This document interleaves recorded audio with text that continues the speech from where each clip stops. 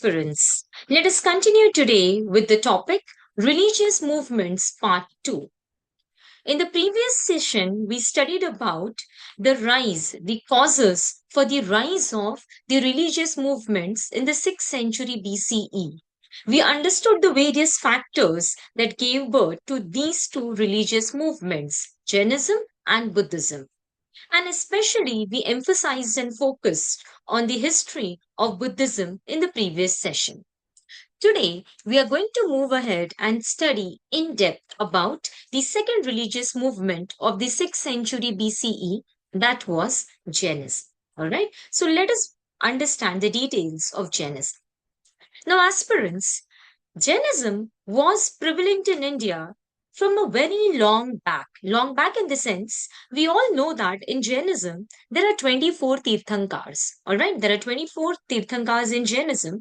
The very first Tirthankar existed from the Vedic age onwards. The name of the first Tirthankar is Rishabhnath, also known as Rishabdev. Fine.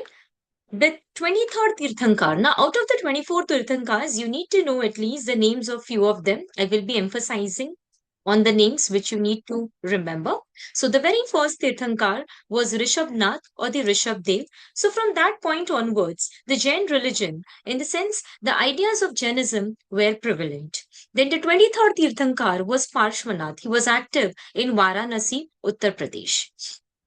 The 24th and the last Tirthankar was Vardhaman Mahavir. All right. Now, Mahavir was the one who actually reorganized Jainism in an appropriate manner. Or you can say that he formalized the Jain religion. And as a result, Jainism is known after Vardhaman Mahavir. Or else we can say that Mahavir is considered to be the real founder of the Jain religion. So, in spite of having 24 Tirthankars, and from the first Tirthankar onwards, the ideas were prevalent, but the Tirthankar who gave the religion its present systematic form was Vardhaman Mahavir, and hence it is considered that Mahavir is the real founder of the Jain religion. All right. Now, in Jainism, all these 24 Tirthankars are revered and respected. Okay. Now, the literal meaning of Tirthankar, it refers to spiritual guides or the great spiritual teachers. Fine. So please remember the first Tirthankar, Rishabhnath or Rishabdev. He was active from the Vedic age onwards. Then we had 23rd Tirthankar, Parshvanathji. He was active in the Varanasi area, Uttar Pradesh. And the last Tirthankar, he was Vardhaman Mahavir. Now let us try to understand the life story of Vardhaman Mahavir. All right. Now, when we talk about Mahavir, he belonged to Kshatriya clan. So he was from an influential Varna. He was from an influential family. When we talk about his mother and father, his name was Siddharth. So father's name was Siddharth, and his father was a chief of, or he was the head of Nyatrika clan. So Nyatrika was one of the sub clans of Vajji Mahajanpat. So we have studied about the Vajji Mahajanpat. Its capital was Vaishali. All right, and it had 8 clans. So out of the 8 clans, one of the significant clan was the Nyatrika clan. All right. And Mahavir's father was the chief of this Nyatrika clan. So the name of Mahavir's father was Siddharth. We know that Siddharth is the actual name of Gautam Buddha. Then Mahavir's mother. So the name of Mahavir's mother is Trishala. Fine. So Trishala, even his mother belonged to an influential family. So Mahavir's mother Trishala, she was the sister of Lichavi chief Chetak. So we know that again in Vajji, there was yet another clan, and that was Lichavis. So Lichavis was also a very respected clan. And Mahavir's mother Trishala, she was the sister of the chief of the Lichavi clan, and the chief of the Lichavi clan was Chetaka. All right. We have studied in the Mahajanpat period, Chetaka's daughter Chelana, she was married to Bimbisar. And if you remember Bimbisar, he is the founder of the Haryanka dynasty that ruled over Magad. Okay. So Chetak's daughter Chelana, she was married to Haryanka king Bimbisar. And if you remember, the son of Chelana and Bimbisar was Ajat Satru. And Ajat Satru, he was the one who killed his father, who attacked on Vajji kingdom, and he was also the one who convened the first Buddhist council. All right. So whenever you are studying any part, try to connect it with the previous sessions as well, so that you will be in a position to remember the history in a chronological order. All right. So we are now clear with the Mahavir's family background. His mother and father both were from the influential families. Father was the head of Nyatrika clan. Mother, she belonged to Lichavis. All right. So he was from a very influential family. During the time of Mahavir's birth, his father's kingdom, that is the Nyatrika clan, was very prosperous, and hence he decided to name the little boy as Vardhaman. So the original name of Mahavir is Vardhaman, and the literal meaning of Vardhaman is prosperity. Since the kingdom was very much prosperous, he was named as Vardhaman. All right. Now he was married to Yashoda. So Mahavir's wife, her name was Yashoda, and from Yashoda he had a daughter, Priyadarshana. All right, so he was a family man initially. He was a married one, married to Yashoda, and had a daughter, Priyadarshana. Okay. At the age of 30, Mahavir decided to renounce his family life, and it is said that by this time his both mother and father, they had passed away. So it is after the demise of his parents he decided to renounce his family life and move towards asceticism. Okay, so he became a wandering ascetic at the age of 30. Now, for 12 years, he practiced penance. In case of Gautam Buddha, we saw that for 6 years he practiced penance. In the similar manner, Mahavir, for 12 years, he practiced penance. He wandered from one place to another place, bared all the hardships, performed meditation. For months, he was starved himself. And finally, after 12 years, he attained that spiritual knowledge. All right. And the spiritual knowledge is known as Kevala Jnana. Kevala Jnana. Okay, so the supreme knowledge he attained, and he became enlightened. And from that point onwards, he came to be known as Kevalin.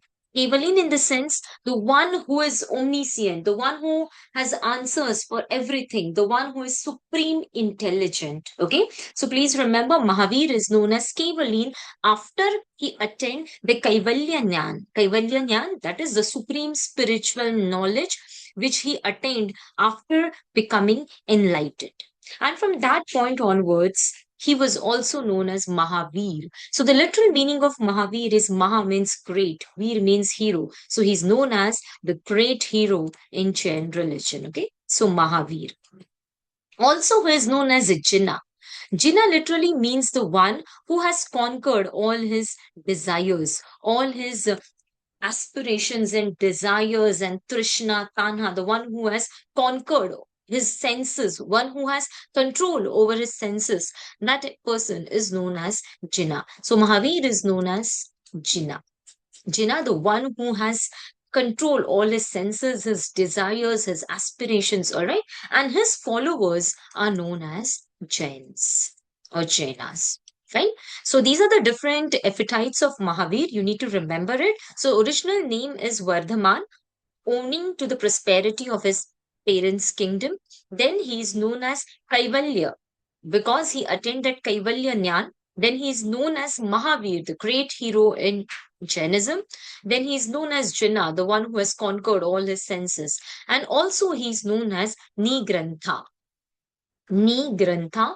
Nigrantha means the one who is free from all the bonds and bondages. Okay, so you can expect a question in the prelims like Jina, Nigrantha, Kaivalya. Okay, so these are the epithets of whom. So in options you can get Gautama, Mahavira, Makkali Khosla. Okay, like that you can get the options. So the answer is Mahavira. Right?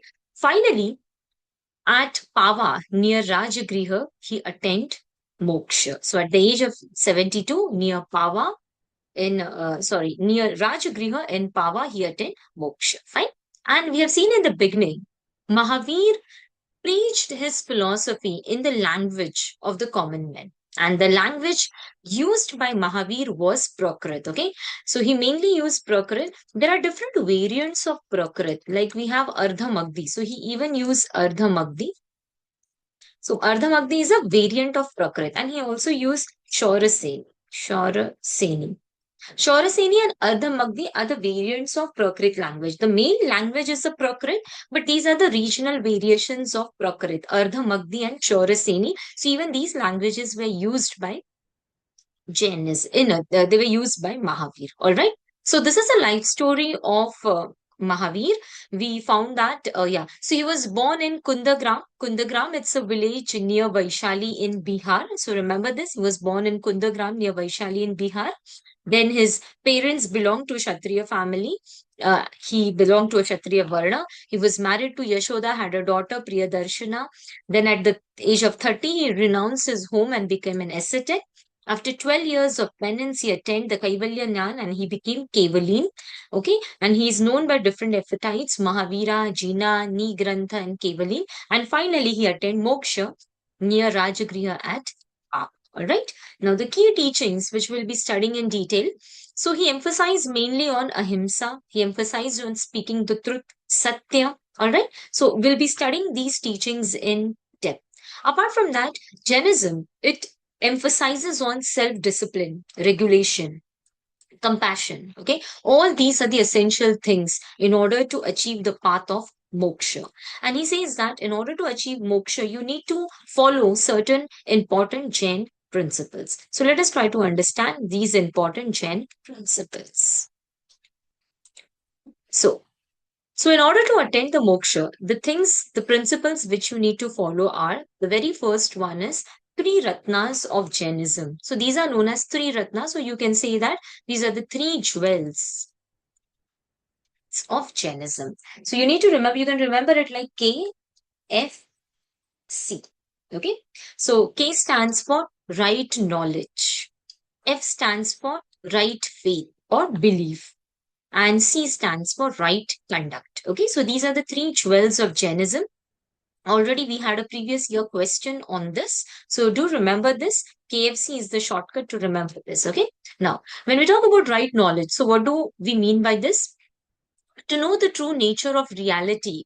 Okay, as taught by Tirthankars. So, whatever is being taught by the 24 Tirthankars, they try to tell you the what is the true nature of the reality, and you need to know that. Okay, so that is the right source of knowledge, right faith, right belief. You need to have faith and trust in the teachings of Tirthankars, in the Jain scriptures, in the Jain path of liberation. Okay, so you need to have faith and belief. And finally, right conduct.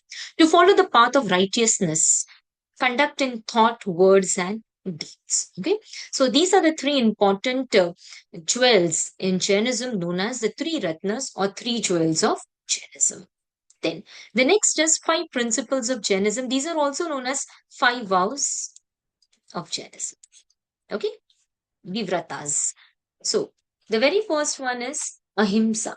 Ahimsa means now out of this five, first four were given by 23rd Tirthankar. His name is Parshvanath. So the first four are given by Parshvanath, these four. And the fifth one was added by Mahavir. Okay.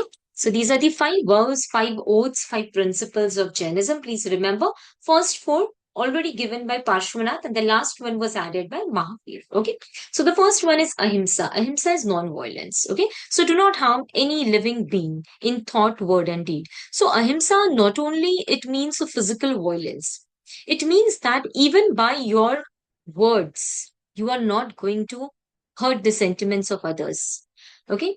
Even in your thoughts, you are not going to think anything bad, ill will about others. It is not only physical violence which he is referring to, he's talking about even with respect to your words and deeds, you should be non violent. Okay, so that is an important thing about ahimsa. Then next is satya. Satya means truth. Always speak the truth. Okay, always speak the truth and be honest. Asate. Asatya means not to steal anything. So do not take anything that does not belong to you. Be content with what you have. Aparigraha. Aparigraha means no acquiring of property. So do not acquire or possess more than what is required. Okay, because if you have the less for too and too much of property, it will lead to unnecessary attachment. And finally, brahmacharya, abstinence. That is not to marry. So this will lead to what? Control of senses and a pure and a disciplined life. So please remember the first four were given by Parshvanathji and the last one was added by Mahavir. So these are the core philosophical doctrines of Jainism, the three Ratnas and the five principles of Jainism. Now, the other periphery teachings of Mahavira. So, let us focus on that.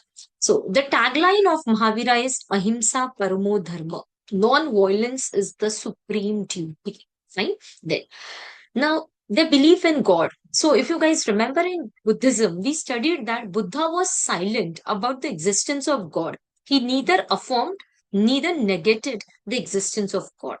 When we talk about Jainism, so in Jainism, they believe in the God's existence, but they place God below to the Tirthankaras. So they say that first are 24 Tirthankaras. So first we'll be worshipping our Tirthankaras and then the other periphery gods. So they believe in the existence of God, but they are placed to a lower status in comparison to the 24 Tirthankaras. Okay. Then please remember they also, that is, karma theory is the principal theory of Hinduism. Buddhism do follow karma theory and moksha theory. Similarly, with respect to Jainism, even they believed in karma. Fine. So believed in karma and transmigration of the soul. So they say that soul is the eternal one. And soul is the foundational principle of Jainism. Please remember, according to Mahavir, soul is in each and everything. It is a fundamental attribute of the Jain philosophy.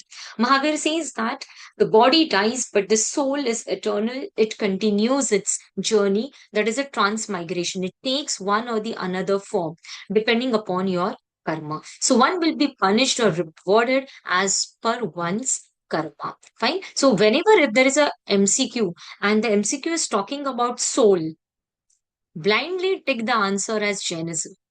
Okay? Because soul is the principal concept in Jainism. Now, the next important thing, he advocated a life of austerity and non-violence. So one of the issue with the practices of Jainism was that there was too much austerity, rigidity. Rigidity in the sense, like if you know, Jain people, they do not consume the underground food. The reason being they contain lot of bacteria and all, not to harm them. So underground, that is no garlic, no ginger, no onion, okay, no potato. So this is very much rigid with respect to the eating choices. Apart from that, they have to eat the food before sunrise and before sunset. Okay, so these are the different restrictions emphasize, and they emphasize too much on fasting, on meditation. Okay, so these are the things which you need to follow if you want to follow the Jainism in the true form. So they advocated lot of austerity and emphasize on non-violence. Apart from that, stresses on equality. So that is a good thing. They stressed on equality, but the issue is that they did not altogether reject the caste system. Okay. Now, what is the issue? So they said that he, the Varna system, the upper Varna and the lower Varna exists because of your karma. So you are born in the low karma, in the low Varna because of your previous deeds. Okay. So though Mahavir emphasized on equality, but they did not reject the caste system altogether. Okay. And the last thing, soul is the foundational attribute of the Jain philosophy. So you need to remember all these important points. One more point which I would like to mention over here is they believe in the practice of Santhara. Santhara is basically you are giving up your food and water, and eventually your soul will leave the body. So this is the practice which is followed by the monks and also by the common people, but it is advisable for the ones who have attained a significant age that could perform this Santhara practice. And basically you are giving up your food and water and you are attaining moksha. Okay. And it is being the ones who perform this Santhara, they are respected and revered in the Jain religion. Okay, we'll be understanding about Chandragupta Maurya, the founder of the Mauryan Empire. He was the one who performed this practice, Santhara practice. Okay, we'll be understanding more about him in the Mauryan Empire topic. But just remember, this practice is prevalent one in the Jain religion. Okay. Now, Now, talking about the split in Jainism, what are the different sects or groups in the Jain religion? Okay, so let us understand that in detail. Now, it is being said that there was a big famine. Okay, there was a big famine around 3rd century BCE in Bihar area. 3rd century BCE in the Bihar area, in the Magad area, there was a famine. And as a result, a group of monks migrated to South India. Now, these group of monks who migrated to South India, they were led by a person, by a chief monk, Bhadra Bahu. Okay, so Bhadra Bahu was the one who led the group of monks to South India. Monks and also the Jain followers were there, the lay Jain followers. Okay. So those who came to South India, they are known as Southerners and they are named as Digambars. Fine. And the leader who led them to South India was Bhadrabahu. So please remember, so Digambars is the first Jain group who migrated to South India and they were led by Bhadra Bahu. Okay, so like that you can remember.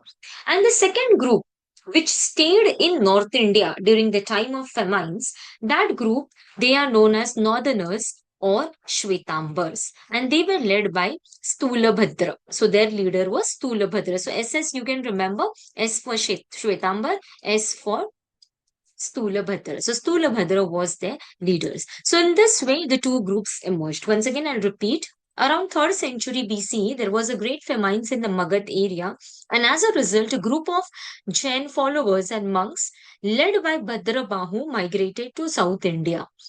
They are known as Southerners or Digambars. And the ones who stayed back in North India, they were led by Stulabhadra and they are known as Shwetambars. Okay, so they are known as Shwetambars. So Shwetambars, they are also known as white clad. They're known as white clad because they preferred wearing white clothes. Okay, so the monks wear white clothes and they were known as Shwetambars. Now, talking about their followings, they followed only 4 principles or 4 vows and oaths of Jainism. So, just now we have studied the 5 vows of Jainism. I have told that the initial 4 were given by Parshvanath. So, Shwetambars are the ones who believe in the vows given by Parshvanath. So, they do not believe in Brahmacharya. Okay, that is not getting married. So, they do not believe in this. And the next important thing, they believe that even women can achieve liberation or moksha. Fine. And Stulabhadra was the major exponent or the chief of this particular Jain group. And you can see over here, there is a covering on the mouth and the nose. So the white color cloth is being they used by them, the Jain monks, Shwetambar monks. So this is basically to ward off the bacteria, okay, so that they could not inhale or so that the bacteria could not go in their mouth, okay, and even they carry the broom like thing in their hand so that the bacteria just wipe out the bacteria. So that has been done by the Shwetambars. And the second group is Digambars. Now, Digambars are the ones who believed in austerity, extreme practices, extreme penance. They believed in extreme practices. Okay. Fine. So they believed in nudity, complete nudity. And they followed all the 5 vows of Jainism, that is including Brahmacharya. So they followed everything, all 5 that we have studied, that is Satya, Ahimsa, Asatya, Aparigraha, and Brahmacharya. And they believe that certain restrictions are there on women with respect to nudity. So hence women cannot achieve liberation in this birth. If a woman wants to attain moksha, then she has to take a rebirth as a male, practice all the principles of the Gambar sect, and then only she can attain liberation. So please remember this, they believe that women cannot achieve moksha. And the exponent, the leader was Bhadrabahu. Okay. Now, one more thing which you need to remember, Shwetambar had important subgroups, Murti Pujak, Stanakvasi, and Terapanthi. And Stanakvasi or Murti Pujak, it was a PYQ. So please remember there are 3 subgroups in Shwetambar, Murti Pujak, Stanakvasi, and Terapanthi. Okay. And I hope all the aspects with respect to the different groups in Jainism are pretty clear. Now let us try to understand the Jain councils. Okay. So there are two important Jain councils. So the very first Jain council was held in Patliputra in 3rd century BCE. I have mentioned that in the 3rd century BCE, there was a famines in Magadh area. During that time, a group went to South India and a group remained in North India. So the group which remained in North India, we know that they are known as Shvetambars, led by Stulabhadra, right? And Stulabhadra, he only presided or he only organized the first Jain council in Patliputra. So this was done to preserve the teachings of Mahavir, okay, and to maintain the religious discipline in the Jain order. The second council was organized in Gujarat, and the name of the place is Vallabhi, and this was in 5th century BCE. Okay, so please remember the next is in, sorry, this is not this is common era, 5th century CE, 5th century AD, you can say. Okay, this is 3rd century BCE, correct, and this was in 5th century AD. This was presided by Devardi Shramana. So please remember the name of the monk who presided over it, Devardi Shramana. What was accomplished in this council? Final compilations of the Jain doctrines. So 12 Angs and 12 Upangs, will be understanding them in detail.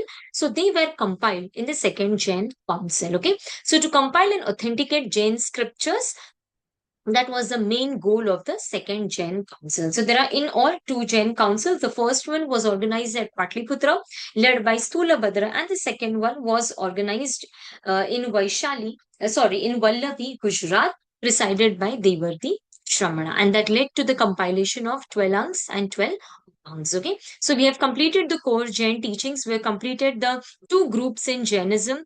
We have understood the two important Jain councils. Okay, now let us try to understand the Jain literature. Okay, so the most important Jain literature is known as the Agam literature. So the Agam literature, Agam means whatever that comes out or it is being uttered by Mahavir. So Mahavir's teachings are considered to be the most sacred one in Jainism. Okay, so whatever he uttered, that literature is called as the Agam literature, and that is being preserved by the subsequent Jain monks. Okay, so what is this Agam literature? So the Agam literature contains 12 Angs. So 12 Angs or 12 Agams. Fine. So the 12 Angs or 12 Agams, these are the core teachings of Jainism. They treat the life of the monks and are mostly made up of the sermons on the various themes of the importance to the Jaina. So the core Jain philosophy as revealed by Mahavir is being mentioned in this 12 Angs. Okay, so this is very much important. It talks about the different Tirthankars, their discourses. It mainly emphasizes on the philosophy propounded by Mahavir and the life story, the teachings of Mahavir, the different sermons, the speeches of Mahavir are preserved in these 12 Angs. Okay. Apart from 12 Angs, we have 12 Upangs, subsidiary Angs. Okay. So 12 Upangs. Then we have Cheda Sutras. So these Cheda Sutras are the texts which are related to the behavior of monks and nuns, the code of conduct to be followed by Jain monks and the Jain nuns. Okay. So this is the primary literature. The other books. So we know that there are two important groupings in Jainism, Shwetambar and Digambar. So in Shwetambar, certain texts are there. First, we'll understand those texts. So the author is Hemachandra. So Hemachandra was a revered Jaina monk. So certain texts were written by him. Okay. So which are the texts? So very first one is Yoga Sutra. Yoga Sutra is basically the code of conduct for the lay people and for the ascetic. It is written in the Sanskrit language. Then next is Sakala Purusha. So it is being said that there are 63 illustrious beings who appear in the each half lifetime cycle in Jain philosophy. So these are the revered individuals, and a book is written on them by Hemachandra. And the last one, Parishti Parvam. This is important. This was a PYQ. So please remember Parishti Parvam. This is the detailed history of the Jain Tirthankar. So the detailed history of the Jain Tirthankars, 24 in number, is mentioned in Parishti Parvam, written by Hemachandra. Okay. Now talking about the Digambar Siddhanta or the Digambar books. So these texts, so the very first one is written by Bhadrabahu, the founder of the Digambar group. And these are Kalpa Sutra. Kalpa Sutras are again the biography of the Jain Tirthankar. Especially it emphasizes on the 23rd Tirthankar, Parshvanath, and the 24th one, Mahavir. And finally, the yet another important author was Jinasena. He is the author of Adi Purana. Adi Purana, it's written in Sanskrit. Okay, so please remember these are the important Jain literary works. So first we have understood the Agam literature. Agam means one that is literally come out of the Mahavir's mouth. Okay, that is being preserved by the Jain monks. So 12 angs, also called as 12 agams, 12 upangs or 12 upagams, 6 sutras. These are the part of agam literature. And then we have two groupings, Shvetambar group and Digambar. In Shvetambar, we have understood an important author, Himachandra. He has written three works, Yoga Sutra, Sakala Purusha, and the most important one, Parishti Parva. When I talk about Digambar, please remember Bhadrabahu has written Kalpasutra and Jinasena has written Adi Purana. So this is all about the Jain literature, okay? Very important from the exam perspective. Now let us try to understand certain important terms with respect to Jain philosophy. And again, these questions have come in the UPSC preliminary examination. So very first one is Anekantavada. Anekantavada and Syadavada, these are the two important foundational philosophical terms in Jainism. Okay, Anekantavada means non-absolutism. It means that nothing is absolute. Everything is in the state of constant change. All right. So the nature of reality is multifaceted and complex. So reality is too much multifaceted. There are different phases of reality and it is quite complex. And nothing is permanent. Everything is undergoing a constant change. So change is inevitable. Though you are feeling as endured at that particular phase, but it is not endurance, it is basically a constant change. Okay, so that is being emphasized in Anekantavada. Nothing is absolute, everything is in the state of non-absolutism, that is in the state of a constant inevitable change. Fine, so that you need to remember. Just remember the terminology. If you look at the PYQs, so there was a PYQ, Anekantavada is the philosophy of which of the following religion? And they had given the option Jainism, Buddhism, Hinduism, and Sikhism. So answer is Jainism. So like that, a simple question has emerged. So just try to understand Anekantavada. It is related to Jainism and a literal meaning in the layman terms. Okay.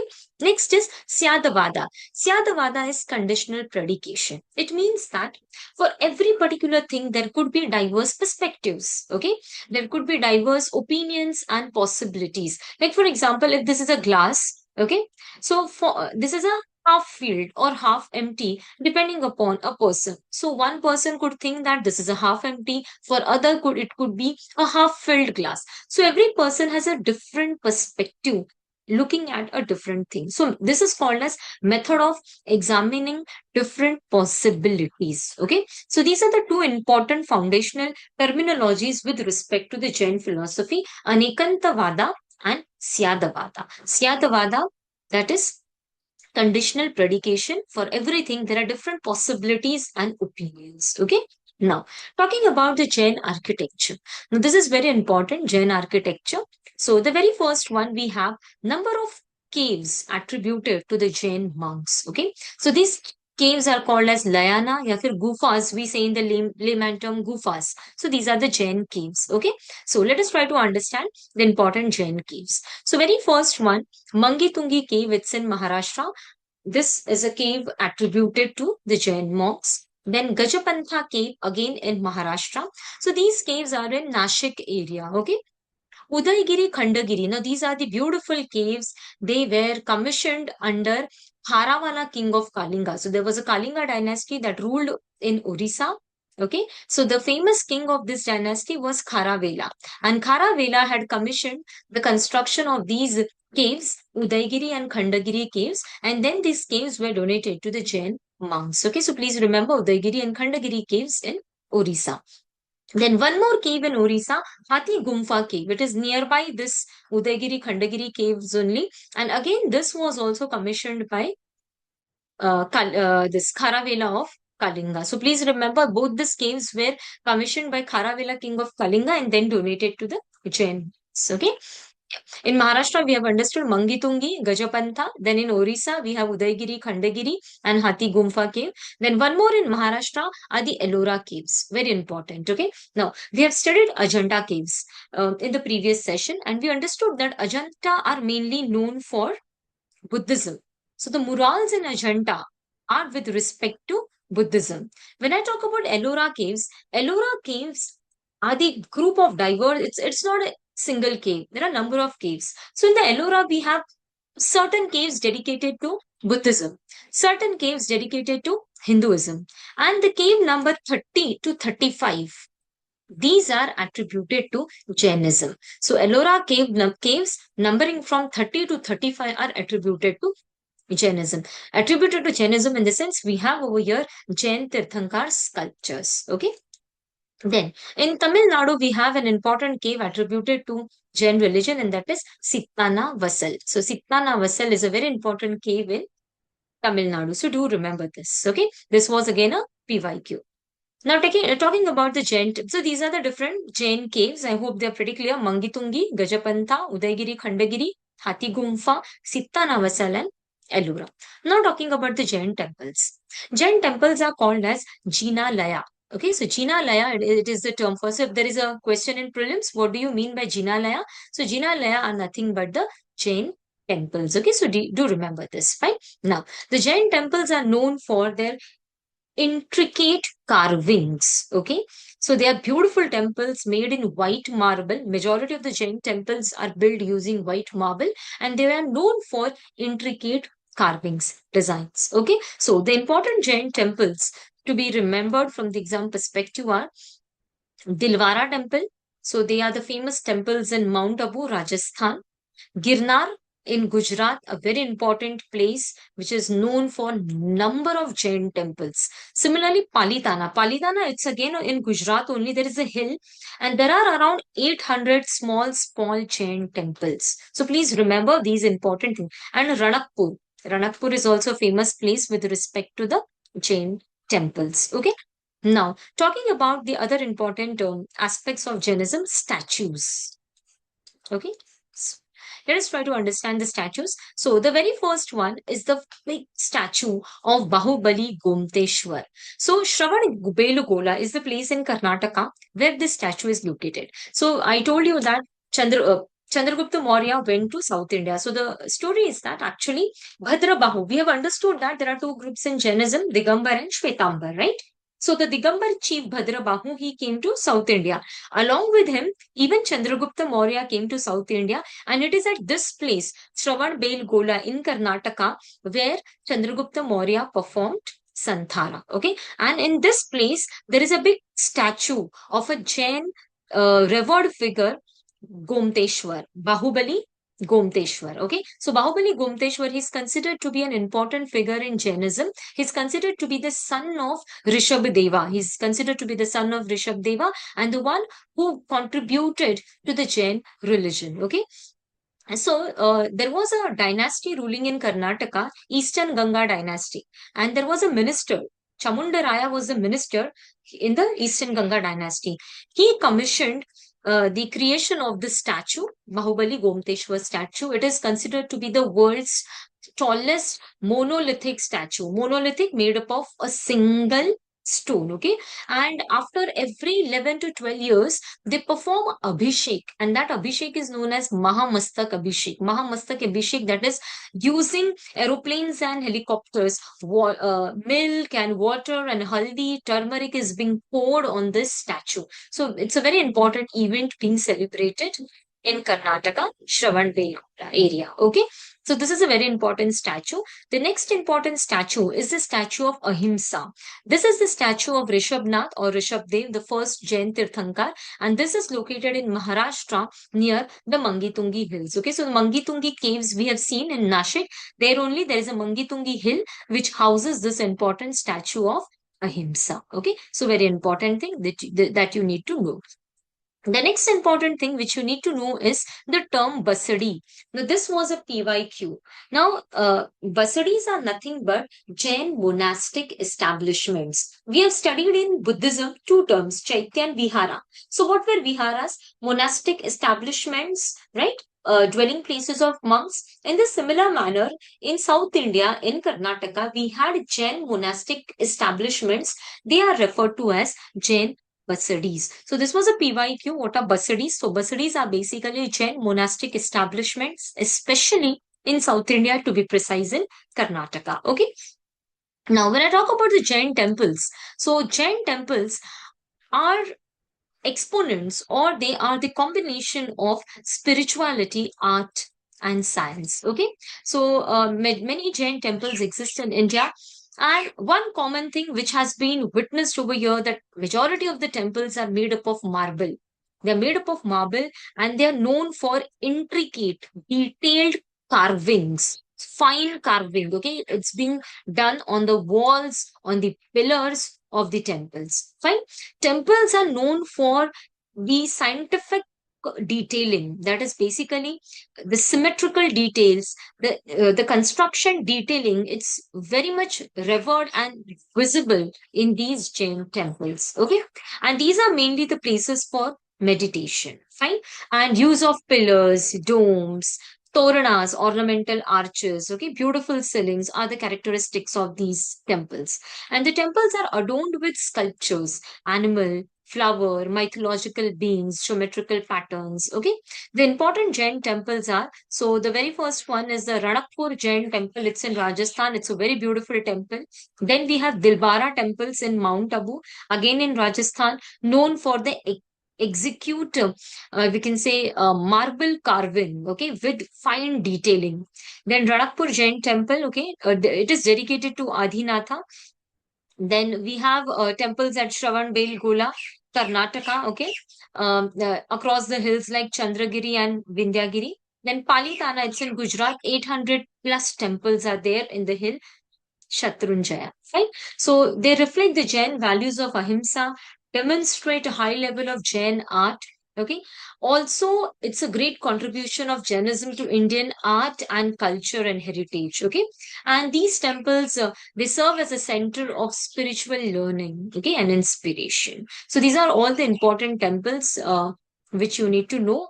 And oftenly, UPSC have asked questions on these temples. Okay. Now we have covered the major part of Jainism. We have understood the life story of Mahavir. We have understood the core Jain philosophy.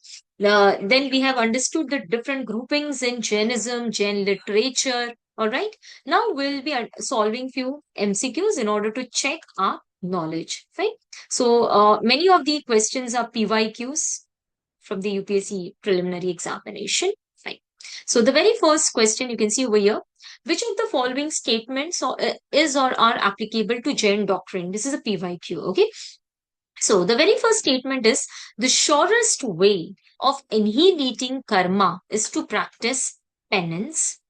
Every object, even the smallest one, has a soul. Karma is the bane of soul and must be ended.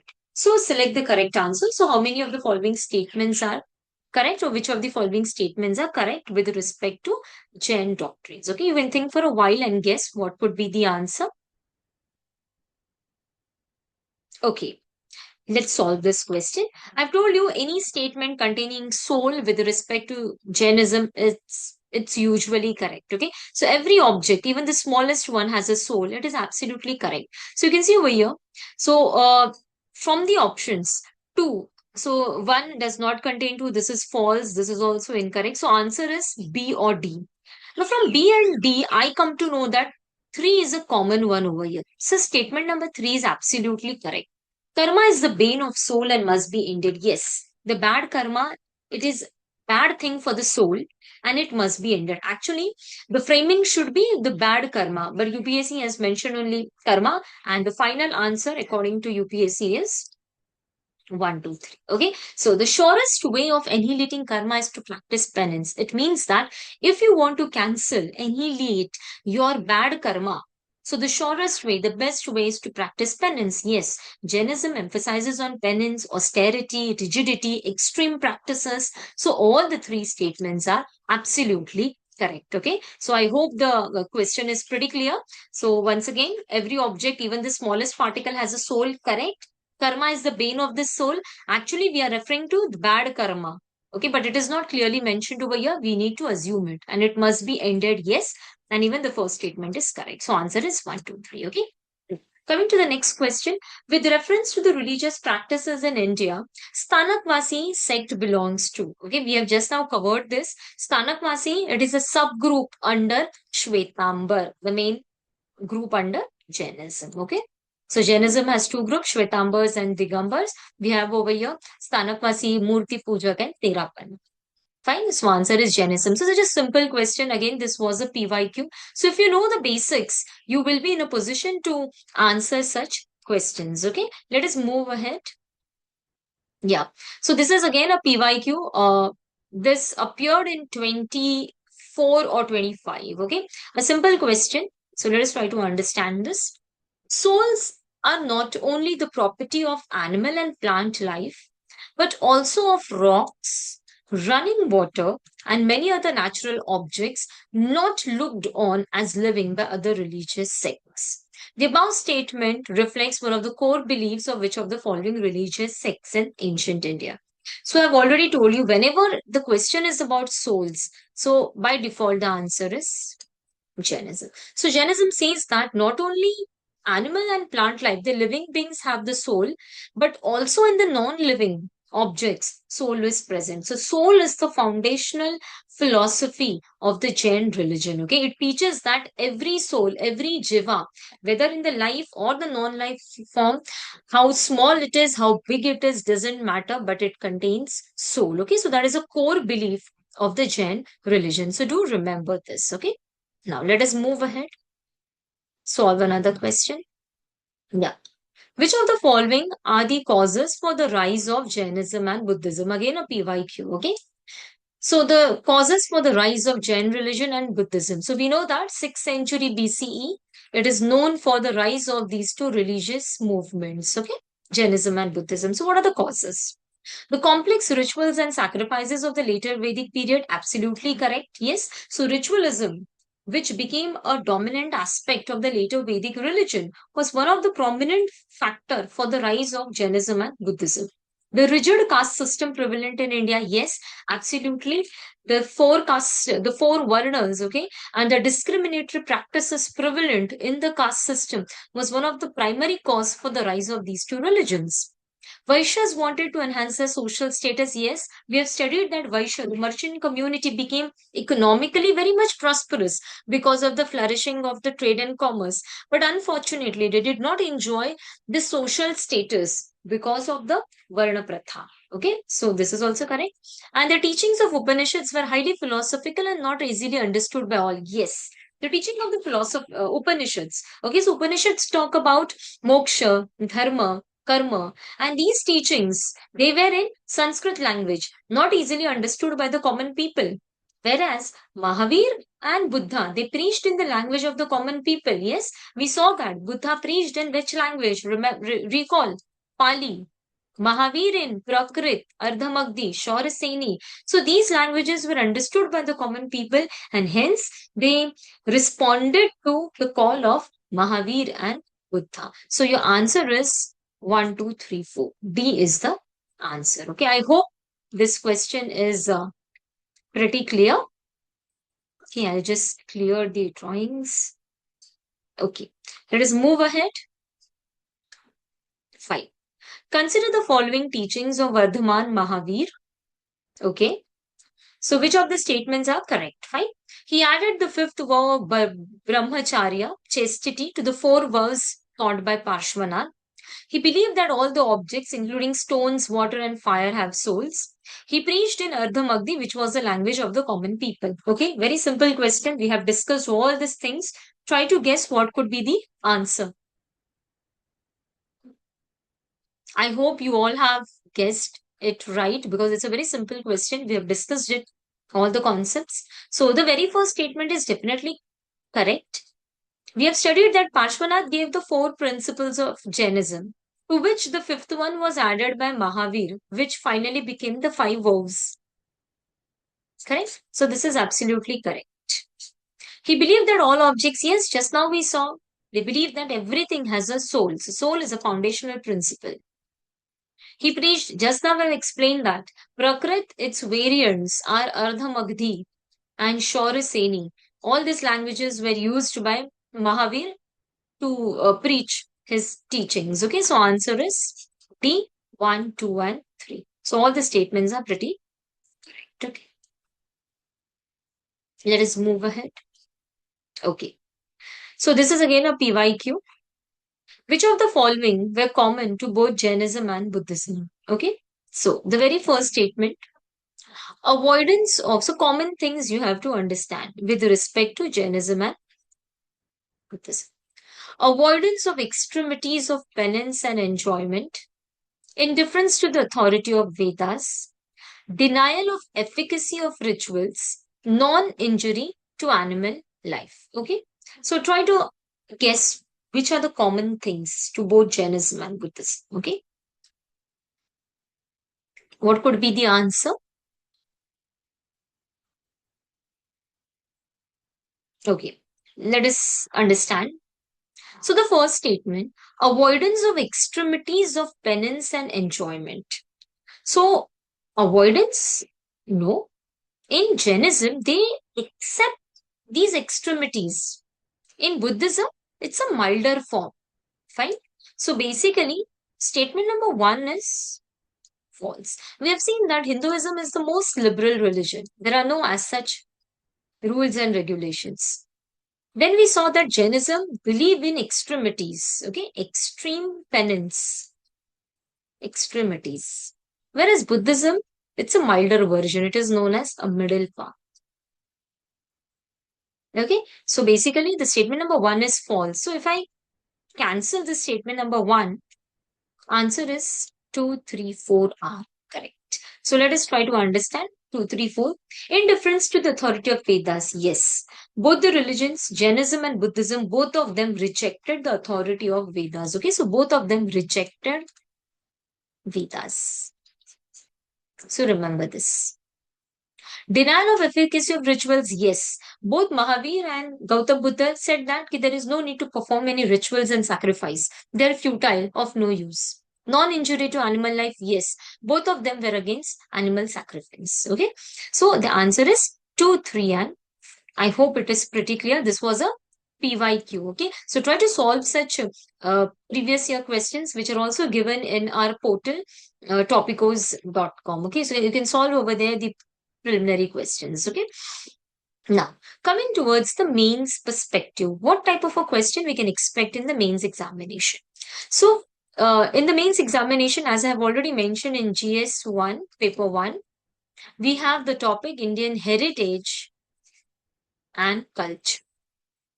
So, in the Indian heritage and culture part, we can expect a question, 10 marker or a 15 marker. Describe the contribution of Jainism to art and architecture. So, write an introduction and then coming to the contribution to art and architecture. When I talk about the architecture, you can talk about the different rock cut architecture caves. We have studied about so many Jain caves, Mangitungi, then Udaygiri, Khandagiri, Hathi Gumfa, Ellora. Okay, so you can just mention about those rock cut caves. Then you can mention about the temples. Temples, you can talk about the grand temples at Mount Abu, Bilwara temples, that is, then at Palitana, at Girnar, okay, then Shravan Belgola, Basadis are there, okay, that you can mention. Then you can mention that these temples are known for what? Intricate designs, extensive use of marble, okay, like that you can mention the things. Then you can write about the Jain sculptures. So the important one, statue of Ahimsa, Rishabdev at Mangitungi Hills, then Bahubali Gomteshwar statue, that you can mention, okay. So in this manner, you can talk about the contribution of Jain to art and architecture, and you can conclude the answer that how they have contributed to the Indian heritage and culture. Okay, so this is a rough framework. You can refer to it and you can finally write an answer from the mains perspective. Okay, you can visit our portal, you can visit our website And you can find such more descriptive questions, the mains questions. These are the PYQs. For example, the one PYQ which appeared in 2024, that was discuss the socio-economic factors that contributed to the rise of heterodox religious movements like Jainism and Buddhism. So they are also known as the heterodox religious movements. Okay, they rejected the authority of Vedas and they are known as the heterodox religious movements, Jainism and Buddhism. So, what were the factors? We have just now discussed the different factors, okay, which were responsible for the rise of Jainism and Buddhism.